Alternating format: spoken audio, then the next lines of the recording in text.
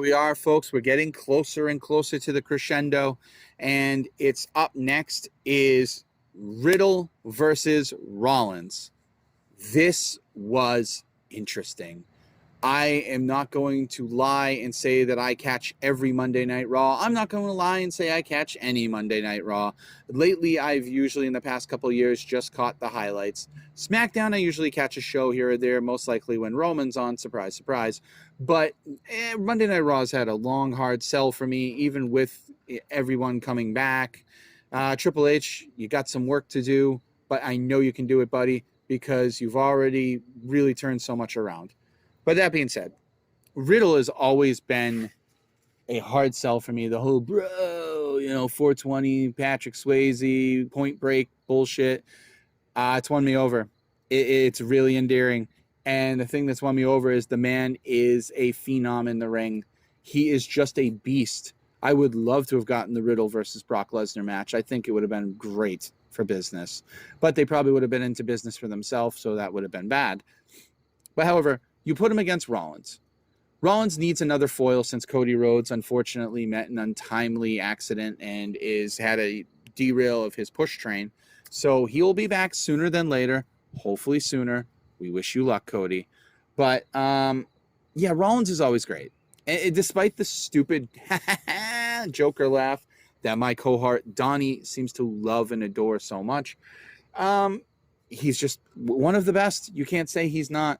He's gone from being the guy who was handpicked and force-fed and carried and surrounded by excellence to he's on his own, and he's been a name and a force for the past, I'd say, 8 to 10 years.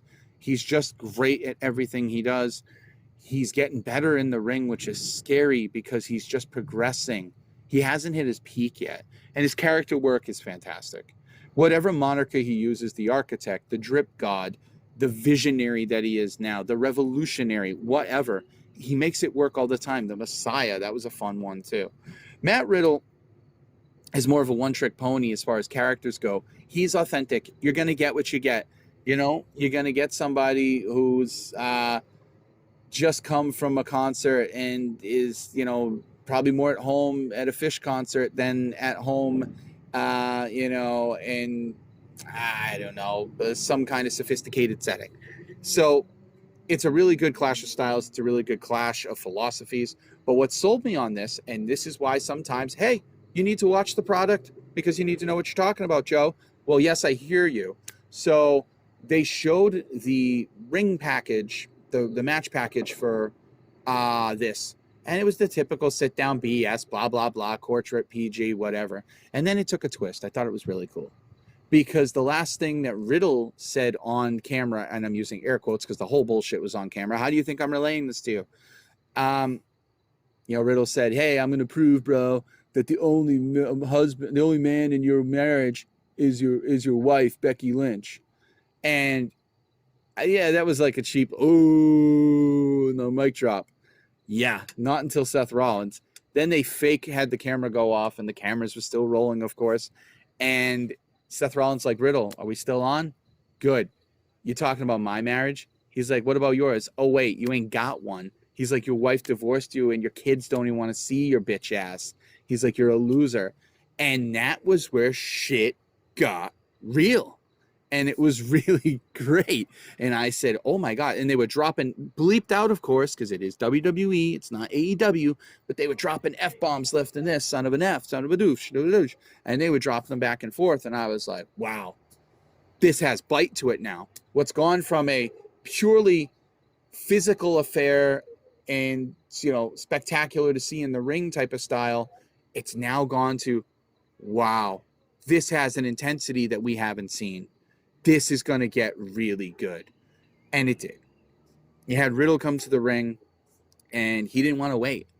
He was pissed off, and rightfully so. They booked this perfectly. I mean, a man who just insulted your failed marriage, insulted your kids, and just made you, look out to be an absolute shit bum. You should be charging at the ring full speed ahead. You should be going for him. You should be coming at him with all, guns a-blazing. And they did. As soon as the bell rang, ding, ding, ding, they went right at it. And did you expect anything less than for Seth Rollins? No. But what was really cool, again, I've got to give credit to the commentary team for doing their job so well tonight.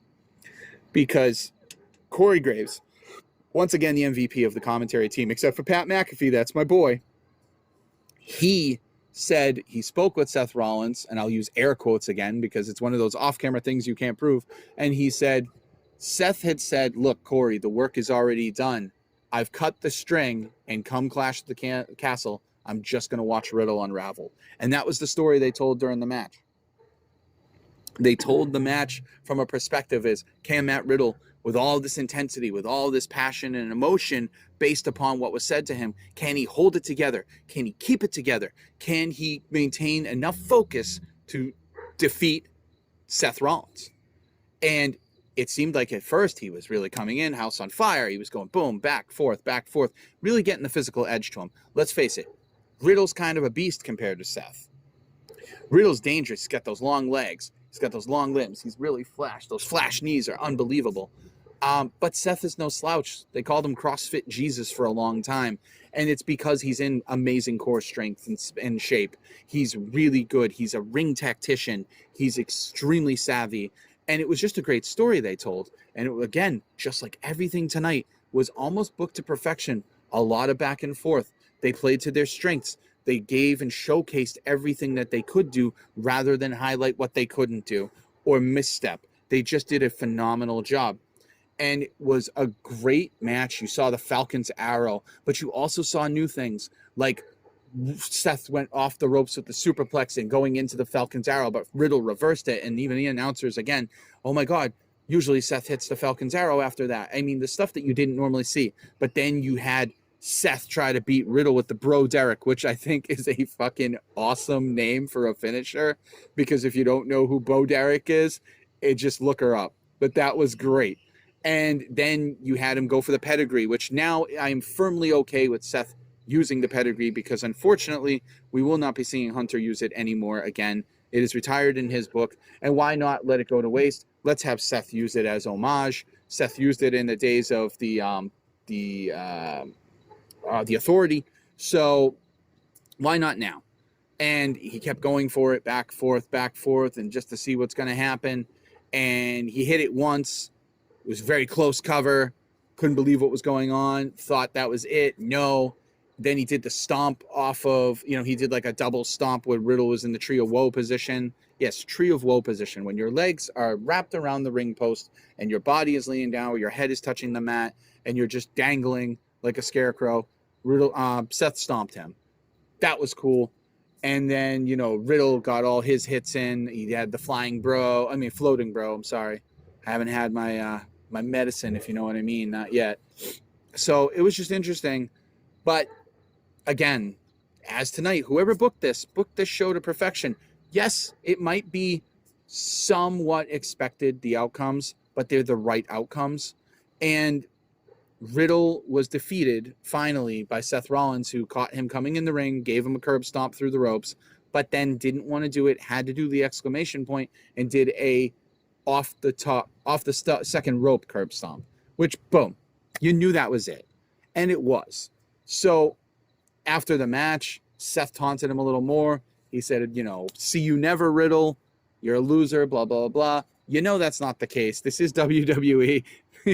Even though Hunter's involved, fresh new paint on the same old car, you're still going to get another rematch with these guys. And you know what? After what happened tonight, I am all for it. What did I give this? I gave it a 3.25 count. It was better than a 3 count, not quite a 3.5 or a 4 count. It was there. It was complete. I dug it. If I were you, I'd go back and watch it.